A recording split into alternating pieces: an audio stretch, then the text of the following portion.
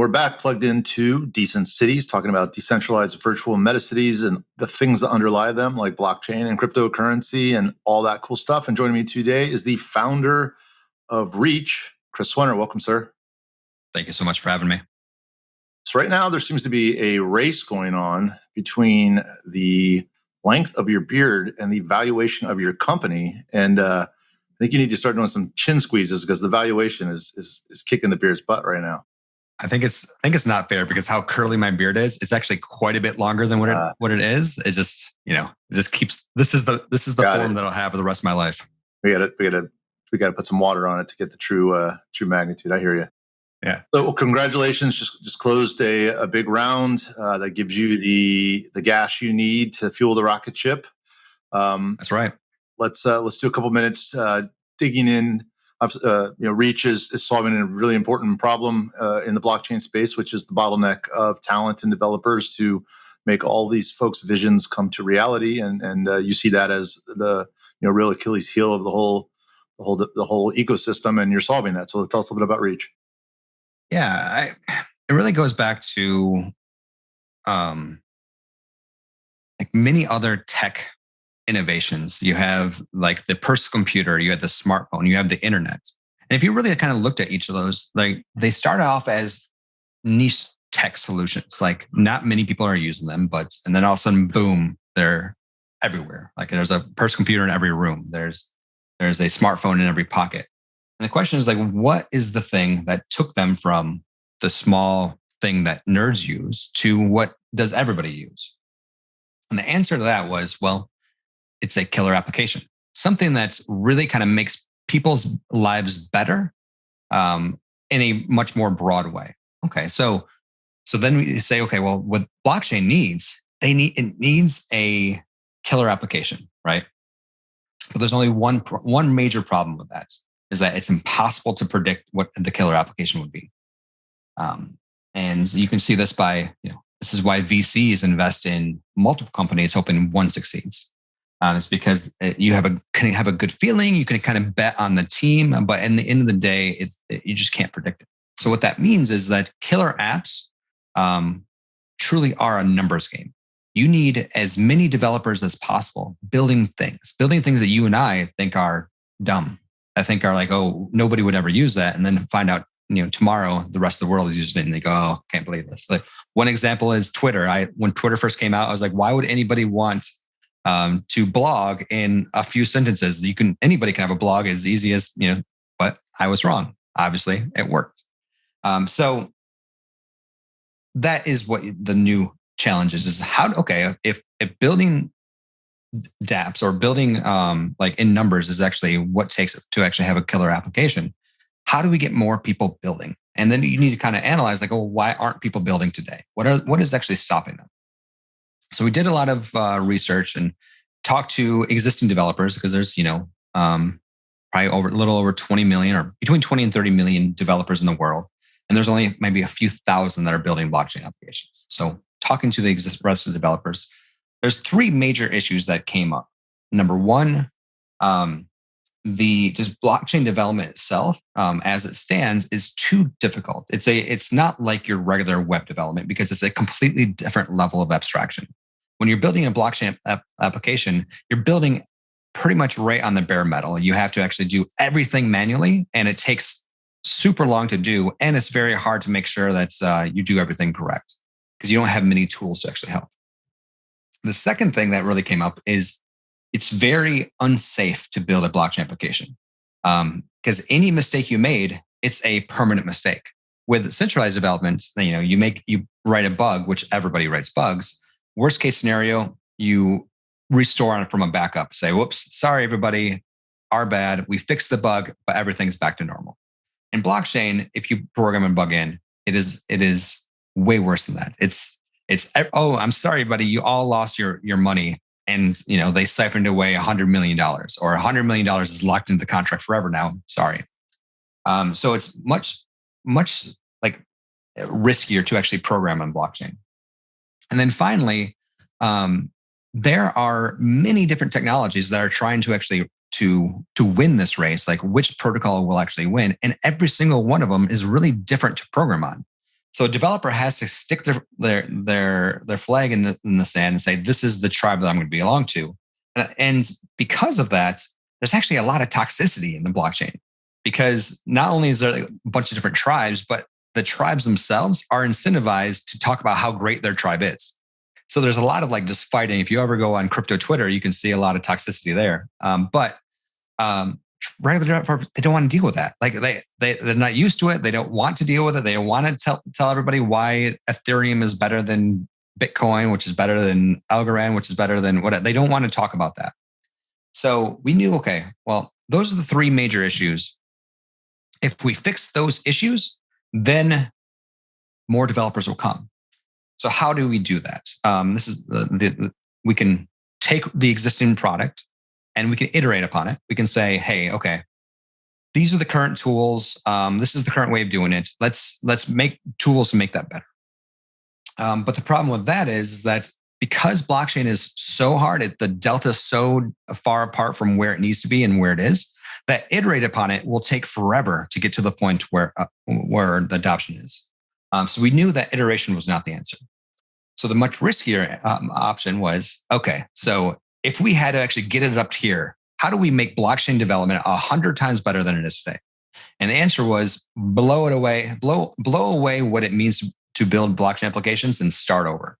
And that's what we did with Reach. We completely built an entire platform that rethought how blockchain development is done and provided a programming language, a compiler, and a deployment tool so that a developer can actually learn Reach and deploy their application on whichever platform that they want to without within a matter of days or weeks at the most.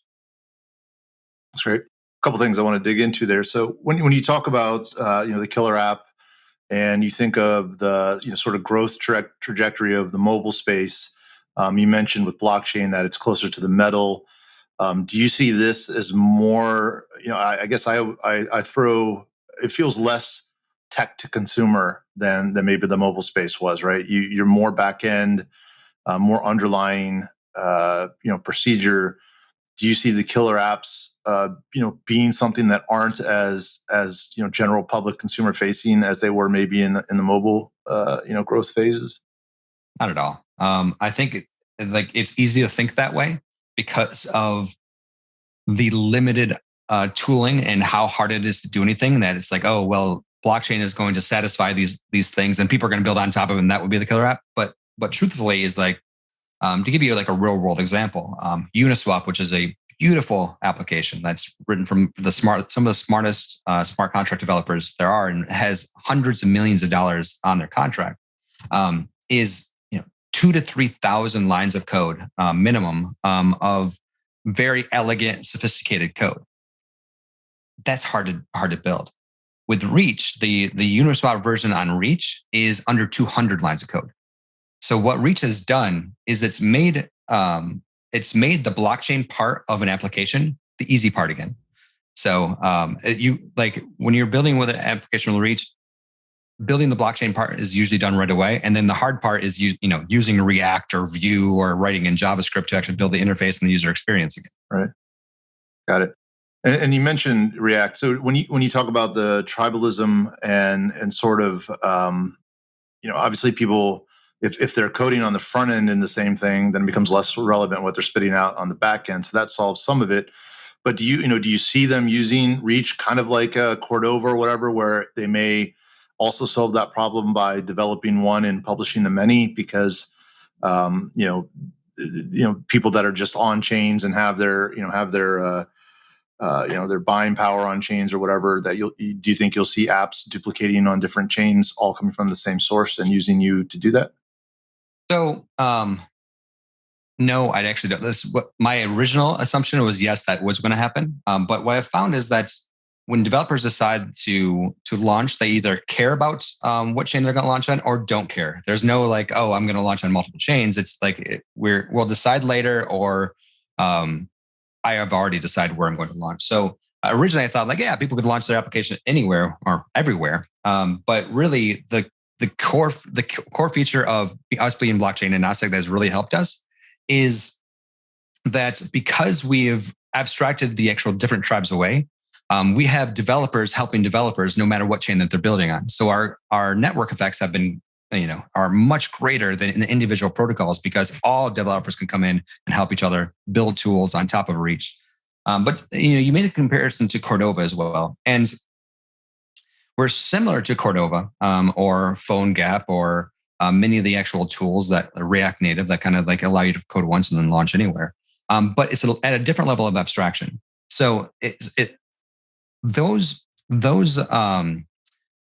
tools sit because they're at a higher level of abstraction. There is a lot of actually trade-offs of using that rather than actually coding with, say, Swift or actually on an Android or what have you. But with the Reach, it's because we're at a lower level of abstraction that does a similar thing. We're much similar to like what Microsoft did or Bell Labs did when in the late 70s, when there were many personal computer hardware. And what they did is they built the operating system, the basic language or the C language that's abstracted all of that low level stuff away, that made it more of a general purpose language. We aren't a general purpose language, we're more restricted to that, but it's a closer comparison to compare us to, say, Microsoft or Unix than it is to, say, compare us to Cordova or PhoneGap. That's great. Now that was actually my next question is, obviously there's always considerations when you're deciding whether to do a hybrid, mobile development platform versus the native ones, and there are trade-offs. And you're saying that, the layer of abstraction that you exist at reduces any limitations that would be, along the same lines as limitations in hybrid development. There still are in limitations. I mean, I'm not going to lie to you and say that there's not. It's just less limitations. And going back to the actual the general purpose language comparison, like right now, Google hires PhDs to write parts of their applications in assembly, and that's like a closer analogy to what with Reach, because the majority of the world will be using Reach to build their blockchain applications. There will always be a reason for somebody to specialize in the underpinnings to really optimize, really squeeze the last cent out of every transaction. But it's closer to Google hiring a PhD for assembly code than it is at the PhoneGap level. Got it. Well, let's talk a little bit about the community. In the space, there exists now tribes. There exists now demand and curiosity. Obviously, developers, have an interest in tapping into the demand, and so even if Reach solves that and lets the average developer be able to plug in and start really cranking on blockchain development. What do you see as sort of the speed with which you can educate and bring folks in and differentiate? Again, there's a lot of new projects floating around in the space, and to show what you're seeking to do, which is sort of bringing folks together and letting them succeed, with their own projects, learning, opening up new opportunities for them. How is that massive onboarding process going to roll for Reach? I mean, we're crushing the competition already. You say, if we ever do, we have solved these issues. We're already in production. We've been actually in production almost an entire year now, and we have actually been growing at about 10 to 20% week over week since last September, and that's purely through word of mouth of people going, "Oh crap! I tried." Learning Solidity, or I tried learning XYZ and I gave up. I discovered Reach and now I can actually build things. You can check out our YouTube channel of interviews of developers building things, and you'll hear that over and over and over again of like, I was so intimidated with blockchain until I found Reach. To give you once again, I like real world examples. Right now, if you wanted to build something in Solidity and you wanted to actually have trust in what is going to output, you wouldn't trust a developer that has less than 1 year of experience to building things, if potentially 2 years. That Uniswap example that I used earlier, that is one of the most sophisticated apps out there. The developer that wrote it for Reach, he wrote it within his first month of actually joining Reach, and he never even knew what blockchain was before that.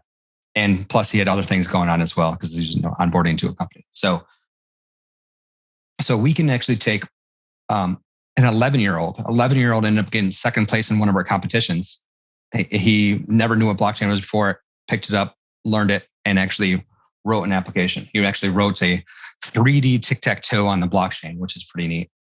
But yeah, I like it. It's because we took that huge chance of saying, okay, what does blockchain look like if it's 100 times better? We are actually exponentially better in every single category that we compete in. We're exponentially better as far as onboarding and actually user development. We're exponentially better when it comes to actually safety. We're exponentially better when it comes to being able to launch on multiple different chains. And because of that is what has actually made us as successful as we are. And how are obviously there's the well-known founders, but then surrounding them are the, sort of, I don't know, icons in the space. And obviously they're all, by your logic, hoping the killer app will be developed on their platform. And by your logic, which I agree with, is that that's a numbers game. And so really they should be supporting the hell out of you because, if they're pushing anybody who they touch into reach, then that just increases the likelihood that killer app will be developed on their platform. Assuming there's a circular bond there between who pushed them there and what comes out from what they choose to output and reach. So are you getting some of that appreciation and understanding from the thought leaders in the space? Extreme. The Algorand has been extremely supportive. Has been an amazing partner so far, which is what one of the reasons why they were one of the first chain outside of Ethereum that we connected to. And they spent the time to actually look into it and understand what we did and are doing everything they can to support our development. Conflux is another one that has seen it and actually has put a lot of support into it. And just recently, I made the announcement that Cosmos has agreed to actually give us a grant to do a proof of concept. Pretty much anytime a protocol finds out about us, because we're not the best at marketing, they go, "Holy shit, we need that. What do we do?" And it's been a great conversation since there. That's great. And being in the startup space myself, I'm always curious. This is not your first company, but you've really in the 18 months that you've stood this up, just done incredible things, including a fantastic valuation, a great round. How's the raise process been for you? Has it been easy sledding because there's so much money and so little? Everybody's looking to put money into the space, or was it nerve-wracking? What was it like? I mean, fundraising is always nerve-wracking. You never know that it's going to happen until the money's in the bank. So you're always questioning yourself, no matter how great your team is or how great your product is. So you can't ever get away from the nerves of what if. But I will say that the actual information that I can tell everybody, and this is actually great information that I learned as an entrepreneur early on, is that you will know if you have product market fit when the market pulls you. If you switch from selling to informing, you have a product that you can get investments, that you can get users, and they can just roll. And Reach is that product. I've never had to sell Reach to anybody. I've had just to tell people what it is, and they want it. So that is why, we've been able to grow. I mean, 18 months or a little bit, or 18 months now, we've been able to grow from start to $48 million valuation with approaching 1,500 developers building applications on our platform. And we're the fun part is we're just starting. By this time next year, if we don't have 20,000 developers building a platform, I feel like I've done something wrong. And how early in the game, do you think? I guess you start a company and you think it's logical. You think the need is there and the logic will drive it. And sometimes it does, sometimes it doesn't. Sometimes it does after a little while. So, it sounds like you had that product market fit in that it really was almost education from pretty early on. But having gone through that, if you're a founder and you've got a company and you're 6 months in or a year in or whatever, what is sort of that transitional period between selling and education? you always like one of the big problems with founders is that they go in with idea first. And if you go in with idea first, it's by default, it's your baby. This is my idea. I'm going to convince you why my idea is right. And that's the wrong way to actually build companies. The right way to build companies is have a general goal and innovate with information. So that way that you are able to be more open-minded and can actually direct what your product is without having that pride in the decision that you made. And that is what I recommend. And when I mentor startups to go in that direction, where you're like, okay, well, don't listen to your customers, or actually don't do what your customers say. Listen to their pain points and innovate upon that. Or so you're building a product together rather than approaching your customer with a solution and say, hey, does this fix your problem?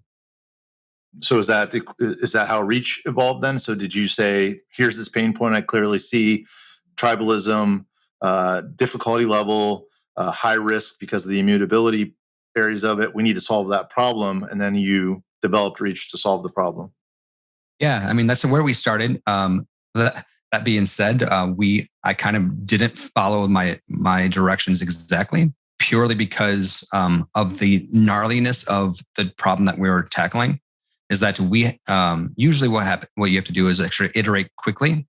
With the Reach product, we couldn't iterate quickly, is because we had to build a very thick foundation before it became viable.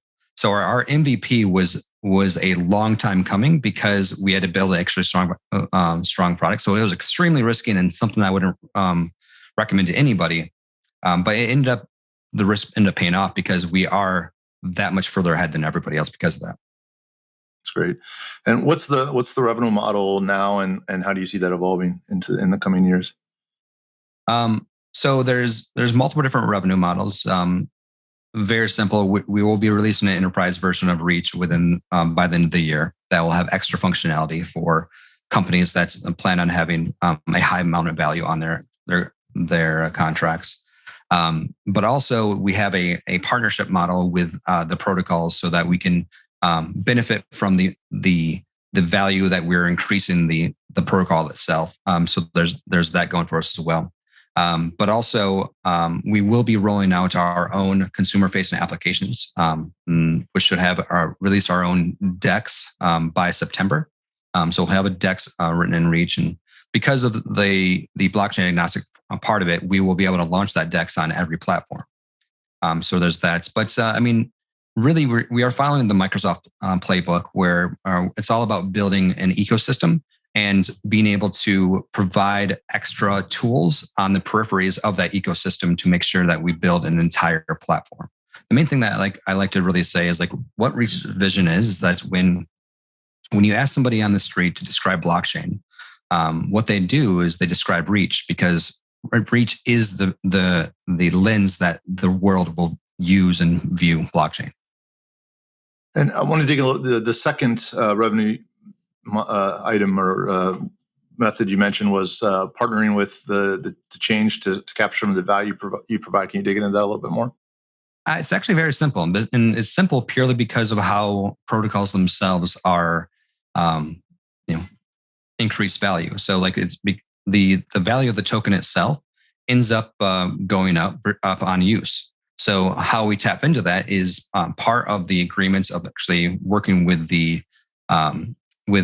protocol is that they give us a bucket of their coin, and we lock that in for the length of our partnership, with the idea that the coin value will go up because of our partnership, and thus we will profit from that. Cool. And then we've got the dark horse, which is movies, merchandising, pink fluffy guy, Halloween costumes. Does he have a name? That is a her, and that's Evie. Her, sorry. Yes, Evie. Evie. Very cool. Yes, this was actually a gift that I had commissioned for my co-founder Jay. As you can see, I am the more fit version of me with a big old gnarly ass and X, and then Jay is standing next to me, but of course with the big skyscraper with the Reach logo on it. But this is, I would say this isn't now. This is probably like 2 or 3 years, or 2 or 3 months. You never know. You're doing all right. Never know. Well, Chris Swenor, it's been a pleasure. I think it's a great vision, and it's great. I mean, it's everybody's dream to have the vision and to get the money to make the vision come to fruition. And you are living that dream. It'll be fun to watch it grow. And appreciate you joining us today. Purely my pleasure. I saw your videos and I was like, hey, it'd be fun to talk to you, Joe. Yeah, I appreciate that.